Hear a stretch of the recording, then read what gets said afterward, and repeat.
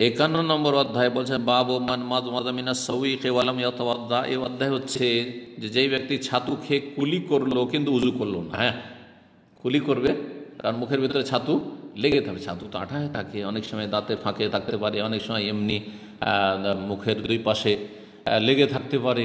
সালাত শুরু করার পরে ধীরে ধীরে ছুটছে অথবা ওই দিকে জিভাটা যাচ্ছে, খুশু নষ্ট হবে। তো এইসব না করে বা আপনি সলাত অবস্থায় কিছু গিলে নিচ্ছেন মুখের ভিতর থেকে অবশিষ্ট যেটা থেকে গেছিলো, এমনটা না হয়, যাতে খেয়ে দিয়ে ছাতু খেয়ে কী করেন, কুলি করে নেন। এইরকম অন্যান্য খাবার, ভাত খেয়েও কুলি করেন, জি, রুটি খেয়ে কুলি করেন। বলছেন সুয়াইদ ইবনে নাওমান আখবারাহু, তাকে জানিয়েছেন, মানে বশাইর, এটা লিখেছেন বশাইর ইবনে ইয়াসার মাওলা বনি হারেসা। হারেসা গোত্রের আজাদকৃত স্বাধীনকৃত গোলাম ছিল বশাইর বিন ইয়াসার। তাকে জানিয়েছেন সুয়াইদ ইবনে নোমান সাহাবী রাদিয়াল্লাহু আনহু আন্নাহু খারাজা মা রাসূলিল আমা খাইবার, তিনি রাসূলুল্লাহ সাল্লাল্লাহু আলাইহি ওয়াসাল্লামের সাথে বেরিয়েছিলেন সফরে খাইবারের বছর। খাইবারের যুদ্ধ হয়েছিল সপ্তম হিজরিতে। হাত্তা ইযা কানু বিস সাহাবা, যখন সাহাবা নামক স্থানে পৌঁছলেন, ওয়াহি আদনা খাইবার, খাইবারের কাছাকাছি সেই জায়গাটি অবস্থিত। খাইবারের কাছাকাছি জায়গাটি, খাইবার মদিনা থেকে উত্তর দিকে 170 কিলোমিটার আনুমানিক। আমরা খাইবার গেছি এবং খাইবারের 1400 বছর আগে যে ইহুদিদের কেল্লাগুলি ছিল সেগুলি দেখেছি, একবার ঢুকেও পড়েছিলাম। কাটা তার দিয়ে ঘেরা আছে তার মধ্যে। তারপরে তাড়াতাড়ি করে সিকিউরিটি পুলিশ এসে বলে যে না না, এইসব জায়গায় ঢোকা চলবে না, ও ভেঙে পড়ে যেতে পারে। তাড়াতাড়ি আমাদেরকে বের করে দিল। মদিনা ইউনিভার্সিটি থেকে আমাদের এরকম ট্যুর ছিল, আলহামদুলিল্লাহ একবার ওই এলাকা খাইবার দেখে এসেছি। ফসল আসরা, রাসূলুল্লাহ আসরের সলাত করলেন। সুম্মা দা বিল আজওয়াদ, তারপরে খাবার নিয়ে ডাকলেন, খাবার, নাস্তা খাবার। আজওয়াদ জাদের বহু বচন, জাদ মানে হচ্ছে পাথেয় বা সম্বল, সফরের সম্বল, খাবার দাবার। তো এখানে নাস্তা বা খাবার নিয়ে ডাকলেন। ফালাম ইউতা ইল্লা বিসাবি, কিন্তু সাহাবায়ে কেরামদের কাছে কিছুই ছিল না ছাতু ছাড়া, শুধু ছাতু বেঁধে নিয়েছে, ছাতু নিয়ে আসা হল। আমার আবেহি, রাসূলুল্লাহ সাল্লাল্লাহু আলাইহি ওয়াসাল্লাম নির্দেশ দিলেন যে এই ছাতুকে ঘোল করো বা সানো। ছাতু সানো, ছাতু কয় রকম করে খায় জানা আছে? একরকম, মানে দুই রকম। একটা শুকা ছাতু, হ্যাঁ, আটার মতো করেছেন, আর একটা হচ্ছে ঘোল ছাতু। ঘোল ছাতু পান করা যায়। ছাতু যদি আমি ছাতু পান করেছি সেটাও চলবে, হ্যাঁ, আর ছাতু খেয়েছি দুটোই চলবে। শুকনো করে যদি খান তো খাওয়া, আর যদি ঘোল করে দেন তো পান করা, দুটোই হতে পারে। এবং নবী সাল্লাল্লাহু আলাইহি ওয়াসাল্লাম সাহাবাগণ দুই রকমই করেছেন। ফাআকালা রাসূলুল্লাহ সাল্লাল্লাহু আলাইহি ওয়াসাল্লাম, রাসূলুল্লাহ খেলেন। তাহলে ছাতুটা কি করা হয়েছিল, সানা হয়েছিল। ও আকালনা, আমরাও খেলাম। সুম্মা কামা ইলাল মাগরিব, তারপরে মাগরিবের সালাতের উদ্দেশ্যে দাঁড়ালেন। ফামাদমাদা, কুলি করলেন। ওয়ামাদমাদনা, আমরাও কুলি করলাম। সুম্মা সাল্লা, তারপর সালাত আদায় করলাম। ইয়াতাওয়াদা, উযু করলেন না। আসরের উযুতেই মাগরিবের সালাত আদায় করলেন, আর ছাতু খাওয়ার পরে কি করলেন, কুলি করলেন শুধু রাসূলুল্লাহ সাল্লাল্লাহু আলাইহি ওয়াসাল্লাম, সাহাবায়ে কেরামগণ।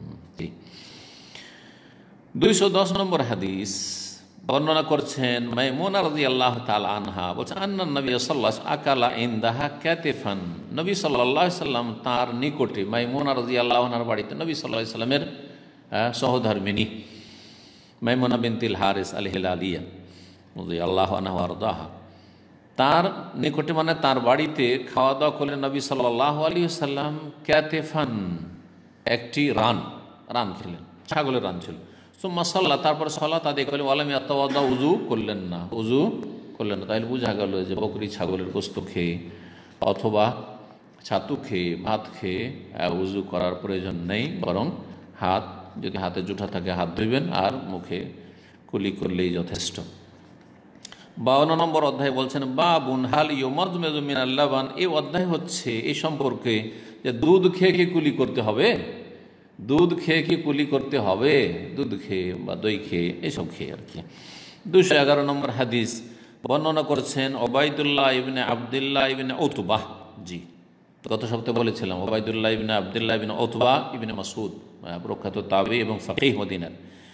তিনি বর্ণনা করেছেন ইবনে আব্বাস রাদিয়াল্লাহু তাআলা আনহুমা থেকে, আন্না রাসূলুল্লাহ সাল্লাল্লাহু আলাইহি ওয়াসাল্লাম শারিবা লাবানান, রাসূলুল্লাহ সাল্লাল্লাহু আলাইহি ওয়াসাল্লাম দুধ পান করলেন। আরবি ভাষায়, প্রাচীন ভাষায় বা পুরাতন আরবিতে লাবান মানে দুধ হয়। লাবান মানে কি হয়, দুধ হয়। আর হালিব মানেও দুধ হয়। হালিব যেটা দহন করা হয়েছে, হালাবা ইয়াহলো মানে দহন করা, যে হালিব মায়ুহলা মাহলুব যেটা দহন করা হয়েছে।